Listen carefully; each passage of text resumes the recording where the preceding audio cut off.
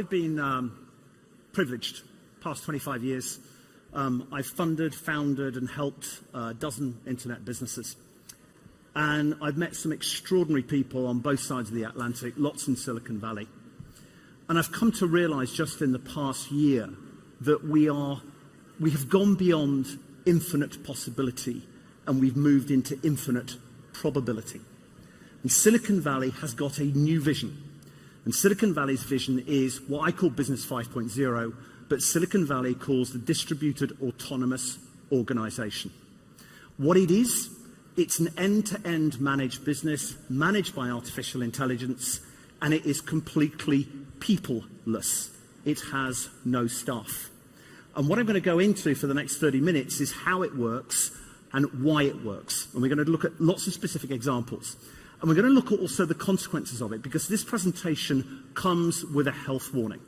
And the health warning goes back to 1589. And in 1589, a young man turned up at Queen Elizabeth I's door in London, 500 years ago, with a new invention. And it was a knitting machine, and that's the machine there. Did you see it? And Elizabeth, being prescient, being able to see the future, turned down the patent. And she said this, "Consider thou what the invention would do to my poor subjects. It would assuredly bring them ruin by depriving them of employment." I would have never thought this could have happened 5 years ago. McDonald's recently spent $500 million on buying an artificial intelligence company. Who would have thought 5 years ago that a burger production business would spend $500 million on AI? Why have they done it?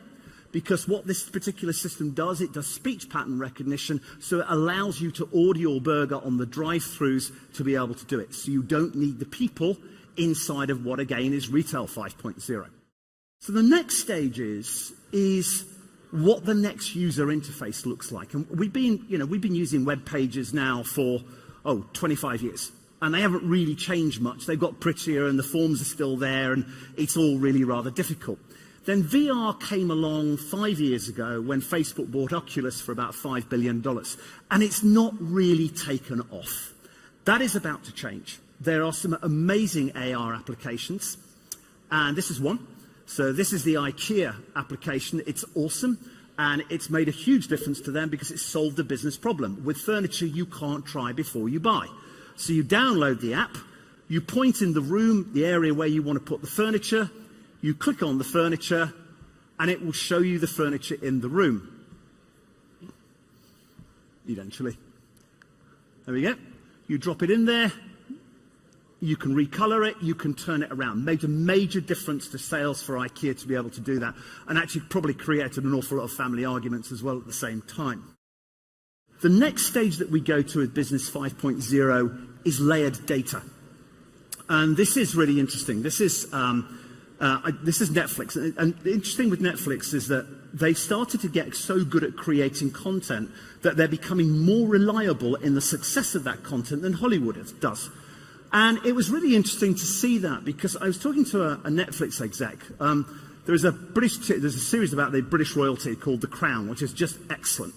Version 2 of The Crown was even better than the first version. And I said, how did you manage this? And they do it really consistently. He said, well, you've got to understand this. We're using AI robots to look at the data sets that we've got. We've got 130 million users on Netflix. Here's what we know about them. We know when you pause, when you rewind, when you fast forward. We know what you search for. We know what you search for afterwards. We know the device that you're actually running. We know where you searched. We know the time of day that you searched. So he said, imagine this. He said, imagine in series 1, episode number 3, 17 minutes in, 32,323 people put that on pause. 3 minutes later, 11,000 come back and fast forward it. What have we just learned? We have just learned that that part was boring. So using AI, what they're able to do now is tease out the major elements of the boring part of it, which is why they become more successful. And they're training their AI robots to do this all the time. This was really very interesting. So you've got the China-US battle. Who's going to win AI? Well, lot of people think it's going to be China. Why do they think it's going to be China? Because China's got 1.5 billion people generating data and no GDPR, so that they can do and they can learn from that data very effectively.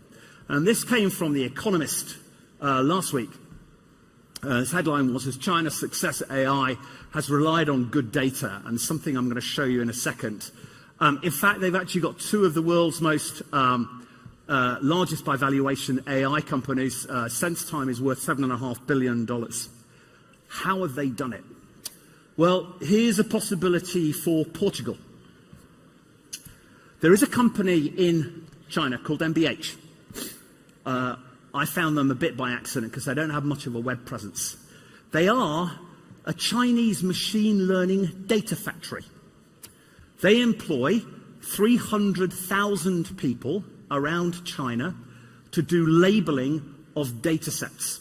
So all that lovely data that's being generated by 1.5 billion people is actually being labeled by 300,000 people that are doing machine learning to do this. They pay those people, they work them 6-hour shifts, and they pay them $425 a month, which doesn't sound that much. But actually, this is all over China. It's not geographically limited. This is in very much the poorer provinces. All you need is a decent internet connection to be able to do it, and $425 is quite a lot of money. I think that this is a major opportunity for Portugal. I know that the Finns are looking at it. I think that we need a data factory in Europe to be able to compete with America. Amazon's got Amazon Turk. And in China, obviously, we've got this company as well. I think there is a major European opportunity for a country to turn itself into a data factory.